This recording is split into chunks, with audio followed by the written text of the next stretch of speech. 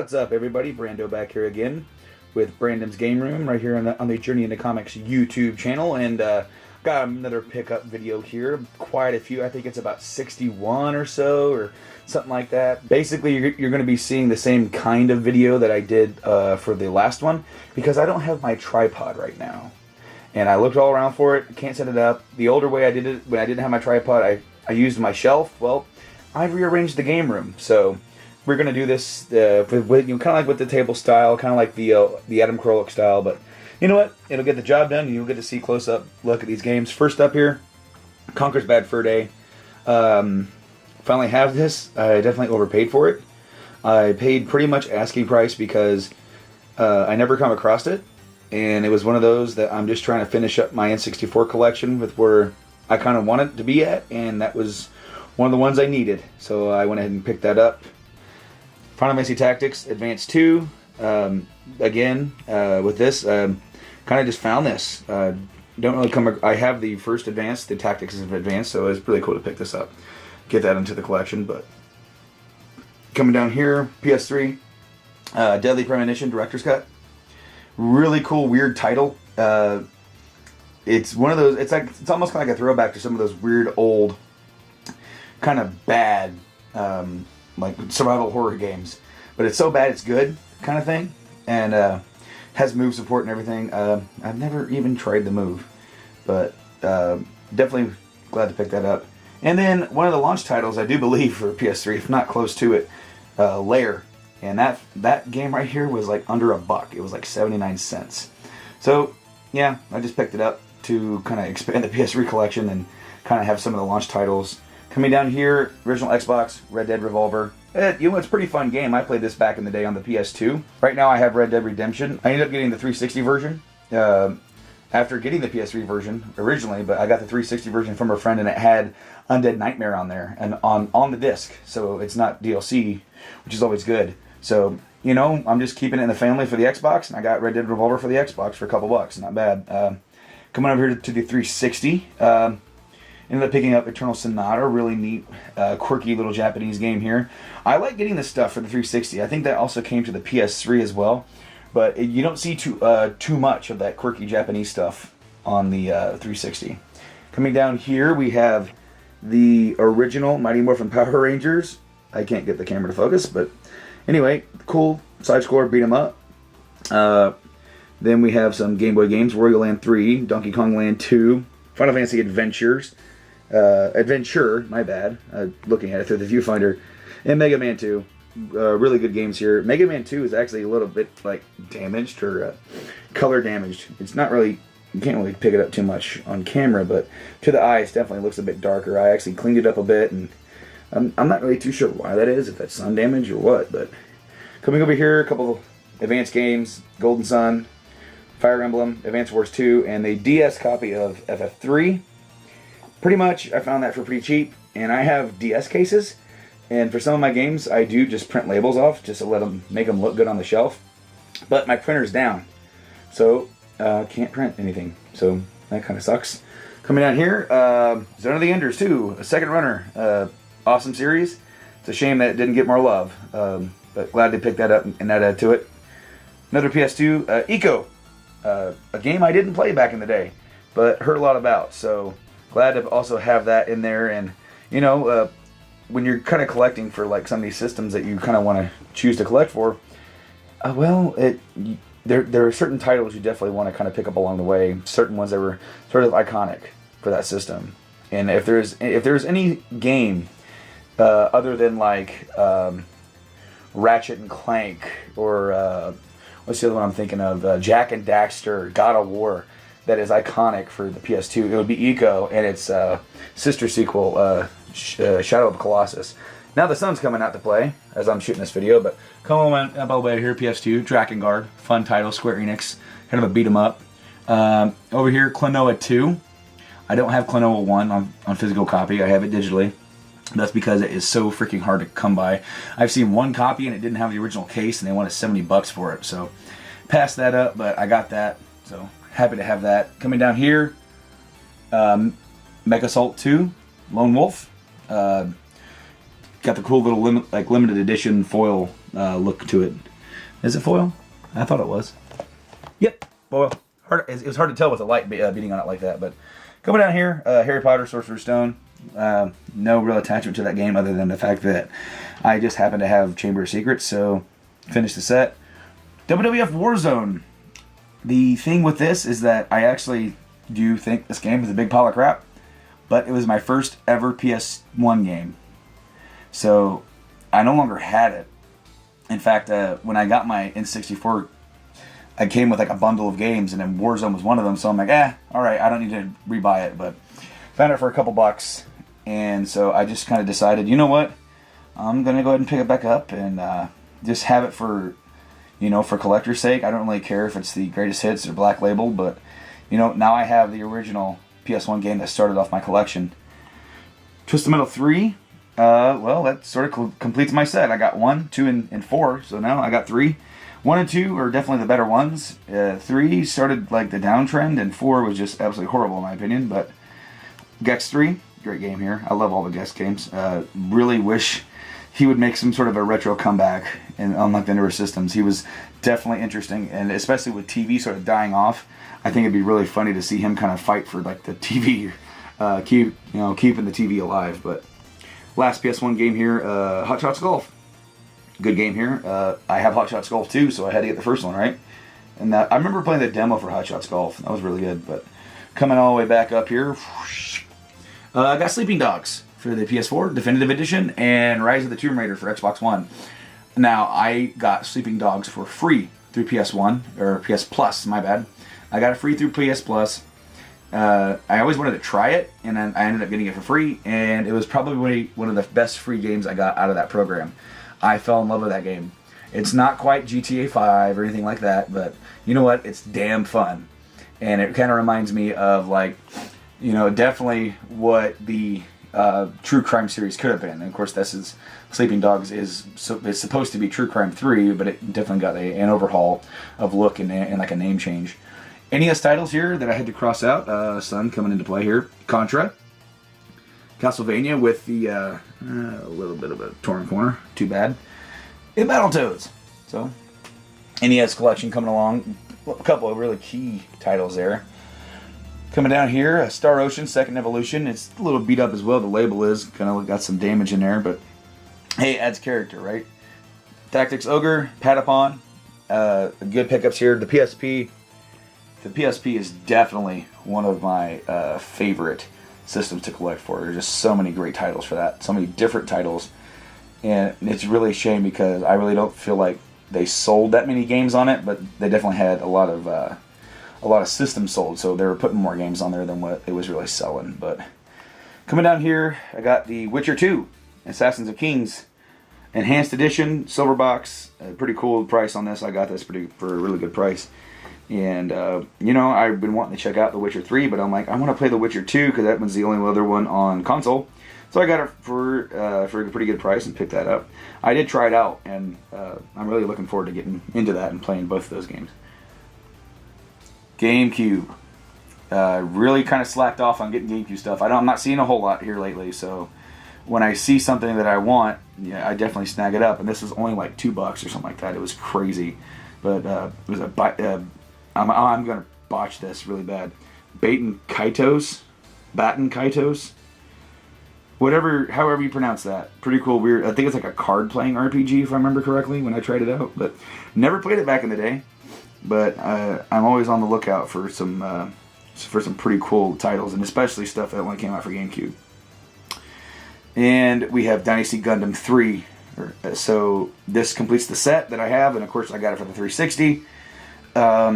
Again, like I said before with the Eternal Sonata, the only reason I did was because it's really neat to get these weird, quirky Japanese titles for the American system, essentially, So definitely pick those up, and a lot of times, it's definitely said that the third-party games played better on the they played better on the Xbox than they did the PS3. And for the most part, you're right. But as the PS3 development went longer and the system went longer, people started figuring that system out, and it gets harder and harder to tell. You have to put them side by side and play them side by side to really get a good look at what what version of it's better, you know? So it's like, for example, like GTA 5, it is so hard to tell. So really what I do is that I just kind of pick a version and go for that, and then I get all the games for that the best I can. So like, for example, I've got another series coming up that I decided to buy on the PS3, but I could have got them on the 360, but I just decided to go for PS3 simply because I'm trying to make the collections a little bit even. You know, I'm not trying to get all. I'm not focusing 100% on PS3, and I'm not focusing 100% on Xbox. I'm kind of spreading the love out between the two systems. So what I'm going to do is I'm going to clear the table and start all over again because I got more games. So I will see you soon. You're going to get a jump cut probably. And I am back with a full table again. Starting off with Dead Space series, I ended up getting all 3 of them on the PS3. As I said, I just sort of started with, I got Dead Space 1. Kind of decided I was just going to get it for the PS3. And ended up getting them all for, you know, it was an okay price, let's put it that way. They were actually cheaper on the 360 as I found out as I started looking for them, which is kind of a bummer. But, you know, I kind of chose my battle and said, you know, PS3 is where Dead Space is going to be for me. Over here also, I got Battlefield Bad Company 2, and Battlefield 3. All 3 of these games for me were like $9 or $10. Seriously, I think Battlefield 3 was like $250, and I think the most expensive one was the original Bad Company, which was like $4 something. But yeah, you know, same thing. I just had to see the price, and I think I found Battlefield 3 first, which is the only one that I've actually put time into and played. But I decided that's where that title and that series was going to be. So that's kind of where I went with. A couple more PS3 before I move on. Catherine. Finally got me Catherine. Really neat puzzle game. Definitely a little provocative, but a really cool game, and it sets itself apart from the rest of these action shooter stuff that was really popular for the PS3 and 360. Speaking of shooters, Resistance Fallen Man, and then Rage. Of course, Resistance is a PS3 exclusive, and Rage is developed by the guys that made like Wolfenstein and stuff like that. But essentially, these games were like $2 a piece, so couldn't say no to that. Couldn't say no at all. Coming over here to some PS1 stuff. Let me reposition. PS1 stuff. Grand Theft Auto double pack with it's the director's cut with the London pack. Now, interesting enough, I already have GTA 1. I needed London, so I bought London and took it home, and it was the original disc. It was GTA 1, and I took it back, and they just happened to buy it wrong. And so they gave me back my money, and the guy that helped me out both times ended up seeing this come in, and remembered that I was looking for it, set it aside just for me, just in case I wanted it, because apparently that's how often I go into that store. He even knew me by name. So my local disc replay knows who I am, and I'm almost not quite maybe a local celebrity, but good enough for them to recognize my face. I'm in there enough. Resident Evil Director's Cut with the Resident Evil 2 demo. I already have the big box copy original of Resident Evil, and I have the greatest hits of the Director's Cut, but I saw this for a few bucks and said, yep, gotta get it. And really, I'm just a diehard Resident Evil fan, especially the old school titles, 1 and 2 especially. 3's good too, but man, that first one is so lovably bad. I love it, and it's bad, and that's why it's good. 007, Tomorrow Never Dies. I owned this game back when I was a kid. It's not a great game, but I owned it, so I had to pick it up. And WCW Nitro, pretty horrific wrestling game too. Man, it was almost like the wrestling games were just terrible. Besides the one on like on the ones on the N64 made by AKI, the WCW and WWF games. But then the SmackDown series eventually did get good. Coming over here, we got some Xbox love. Got Cold Fear, and I got Forza Motorsport. Really, I've been focusing more on like exclusives for the original Xbox, but the original Xbox collecting is freaking cheap right now. So if you have any desire to get original Xbox games, now is the time, because they have some rare games on my disc replay, and I'm talking like, you know, stuff like the Guy game, and what was the other one I saw? It was the Dark Alliance 2. The Fatal Frame 2, and really they're like $20 for, and that's for your more rare uncommon titles, so that's unbelievable. Over here, I got Far Cry Instincts, which was the console version of the original Far Cry. And then I got Far Cry 2 for the 360. So, good to get those bundles. I'm really looking to get into the Far Cries and try them out. I liked a lot what I played of Far Cry Instincts, and I really didn't get to play too much of 2, but it does work, so that's enough for me for right now. Back on the Xbox, I got Morrowind, Elder Scrolls 3. Got the Game of the Year edition, and got a good price on it. So, that one's running at that store kind of like at around like $15, and I ended up getting it for 12. So good deal on that. Outrun 2, of course, it's made by Sega. It's sort of a consoleized version of the old Outrun arcade, and I think I'm not sure if this one had an arcade release or not, but fun, man, really fun. Brings back memories of playing those old arcade games. I used to play Outrun, and I can't remember the name of it, but it was the one on the motorcycle that Sega made. I can't remember that. I know you can play it in Shenmue. And when I found that out, I spent like all my time playing that damn game. But Half-Life 2, Half-Life 3 not confirmed, but Half-Life 2, got that on the Xbox. I'm going to have to pick up the original Half-Life now, because I just happened to see this for like a couple bucks, and I picked it up. Blinks.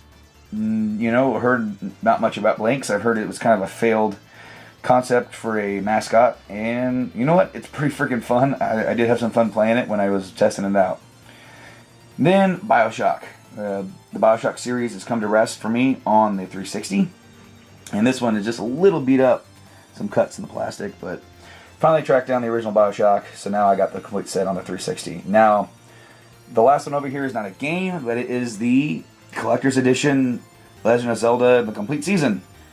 The cartoon from the old 80s cartoon. So, yeah, pretty cool. They picked this up. I got it for $4, brand new.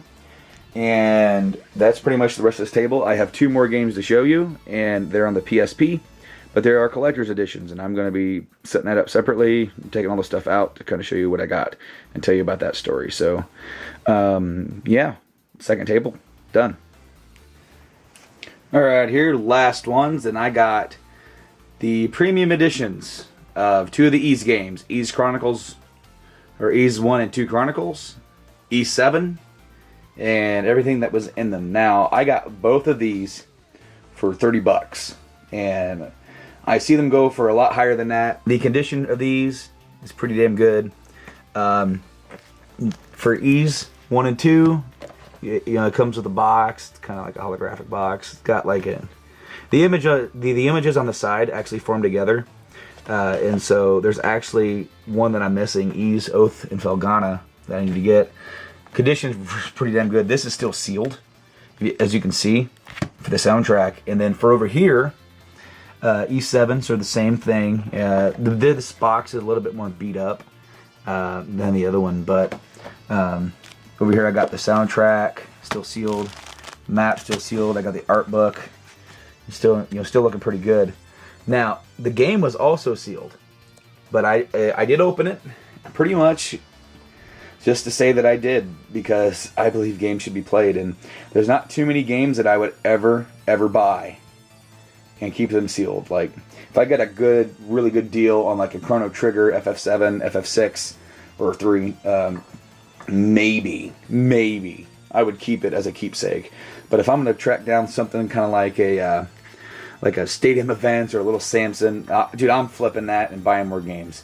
I don't have the nostalgia for that stuff. So definitely really cool thing to pick up here. How I got these is I actually went with my friend Mike. He's appeared on the podcast before. He wanted to get a PSP, and they happened to have the Emerald Green Metal Gear Solid PSP that came bundled in with a copy of Peace Walker. And he decided to pick it up, and we were walking over to get him some games, notably like Crisis Core or Dissidia or Final Fantasy Tactics or something like that. And the guy behind the counter says, "Hey, these came with the system. I got these in here. I haven't put them out yet." And on the bottom, I think they had these 2-Star Oceans, like a Tales game, and then they had these 2 Ys games on the very bottom. And he kind of teased me and acted like he was going to buy them, and I'm like, "Dude, shut up! You don't even know how to pronounce it." So back off, man, back off. Really lucky that I got these in the condition that they're in. Once I found out about the pictures kind of going together, I found out that the Ys Oath and Felghana kind of goes in between them, so I got to pick that up now and complete that set. But yeah, Ease, man. Series I didn't even know about before I started collecting, and now I'm really digging it, man. So that's all the games I bought the last few months. Hopefully the next time I do a video like this, it'll be the older style, where I actually like sit down and you see my face. And even though some of you might not want to see that, you might just want to see the games. Which, if so, if you have a preference, just tell me. And if you don't want to see my ugly mug, you don't have to. I'm very content filming like this. It's a little easier, and I could just sort of like move in through a little quicker, and I don't feel as awkward. I feel like I'm stumbling less over my words. So got some cool stuff coming up, hopefully on the YouTube channel here, and I hope you guys stay tuned. And we're definitely gonna shoot a video, Nate and I, kind of talking about the future of what we're gonna do with the YouTube channel. So stay tuned, and until next time.